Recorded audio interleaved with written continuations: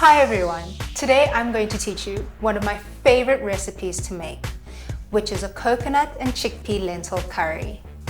Today we have all our ingredients laid out for us already. This is called a mise en place, meaning in its place.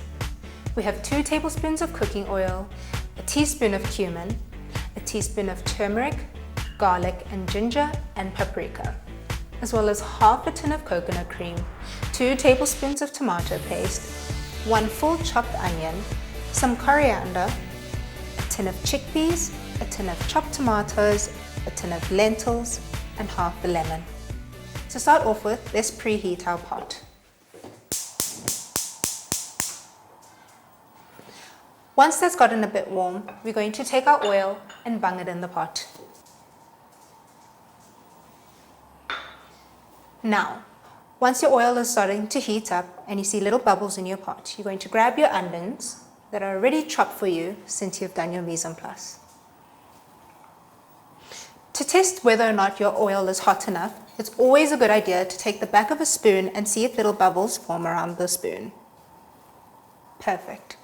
Now, take your onions, put them in the pot, and you want to cook them for at least about 5 minutes or so, until they are a translucent golden color.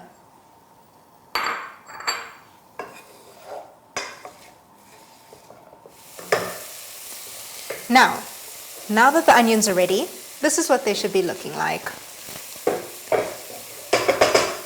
Next step, you're going to want to take your garlic and your ginger and put them in the pot with your onions.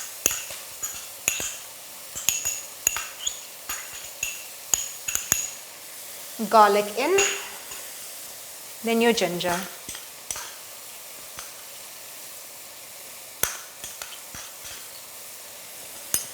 Now, you just want to cook this just for a little bit so all the flavors can really mingle together and become very fragrant.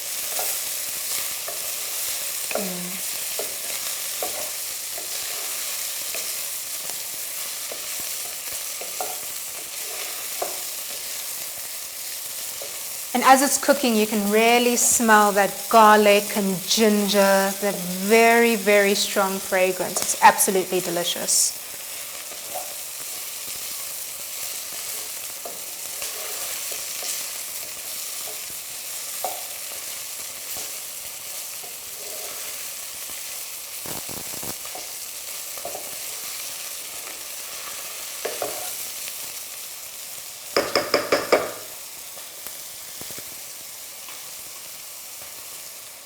Next, you're going to want to put in your tomato paste and you want to cook that for around about a minute or so.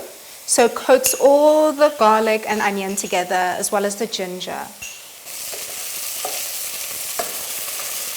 So you really want to cook it until it all comes together. And you want to coat all of your onion.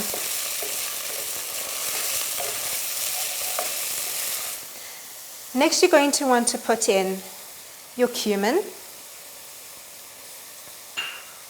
your turmeric, and your paprika. And you want to mix that all together so everything is well coated.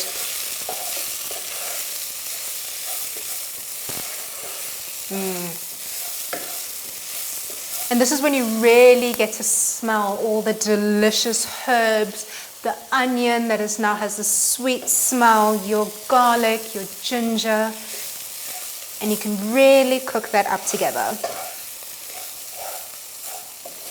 And be sure to really make sure that everything is coated because we want an even distribution of flavor.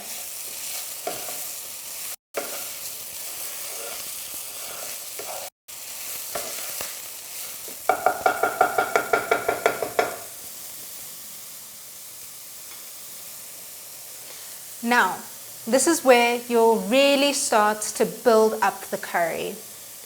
You want to take your whole tin of chopped tomatoes.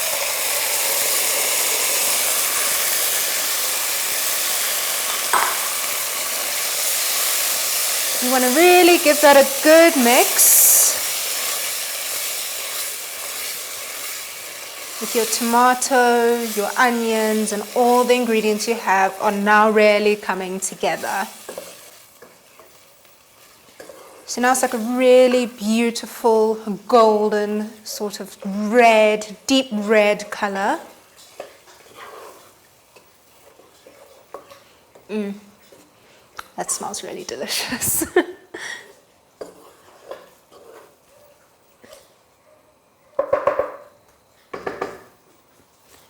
Perfect. Now that our tomato base is done, we start really building the bulk of the curry.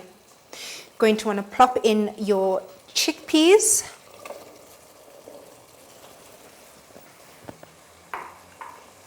And your lentils. Yes. So right now we've been coating all our chickpeas and lentils with the tomato base. So you really just want to make sure everything is well coated. A little shaky. Perfect. Okay, now that this has reduced a bit, we're going to really level it up and add in our coconut cream. So you want to just put all of the coconut cream into the curry. And this will really make the curry rich and creamy and add a little bit of a nutty flavor to it. As you can see, it does lighten up the color a bit of the curry, but that's okay. It makes it even better. So you really want to mix that in and make sure the curry gets its beautiful, creamy, silky texture.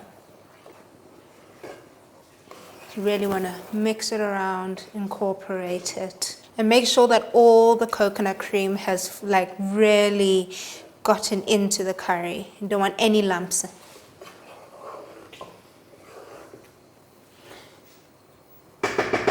Perfect. Now, for our second last ingredient, we're going to add in some coriander. Because it's always the best to have fresh herbs in your dish.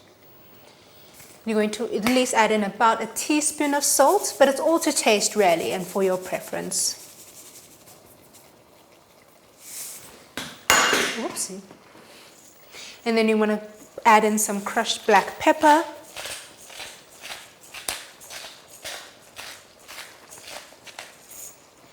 There we go. You really want to mix all of those together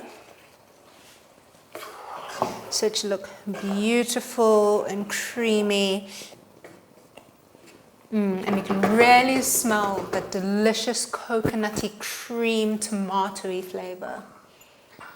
Lastly, you want to add in some squeezed lemon. So this is our half a lemon that we are now adding in. And this lemon, it really does intensify the curry flavor, and it brings out all the flavors that you've put into the curry, and it really gives it that zing.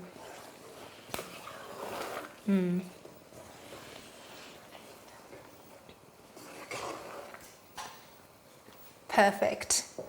Although this curry does look good in a pot, I think it's time that we plate up our food.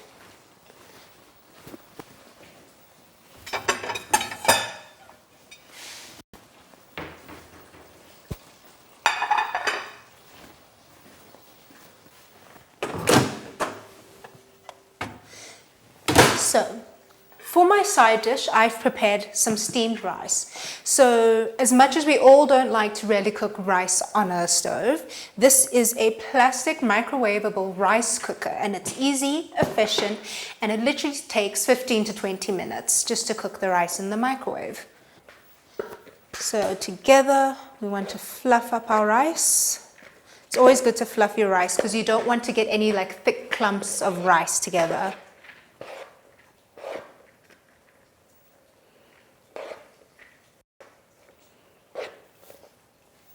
So this dish does feed around 4 portions. And the best thing about it, you can keep it into individual containers. You could put it in the fridge for up to 3 days, or you could freeze it as well and save it for the next day for another meal. And I absolutely believe there's nothing better than leftover curry. On the side here, Now, the best part, your curry. Now it's beautiful and golden. There's amazing tomato sort of color.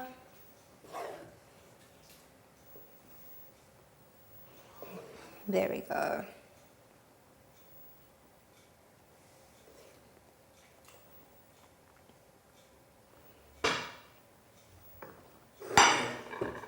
Absolutely wonderful. And just want to move your things to the side.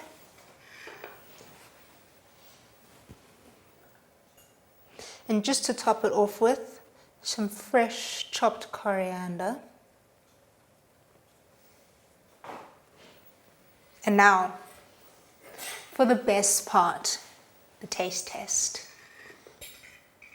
So as you can see, it looks absolutely delicious.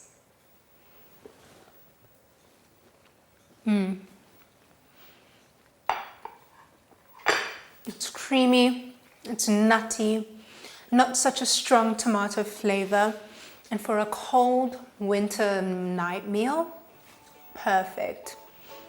I really hope you get to try this recipe, and I hope to see many other people creating it as well. Thank you.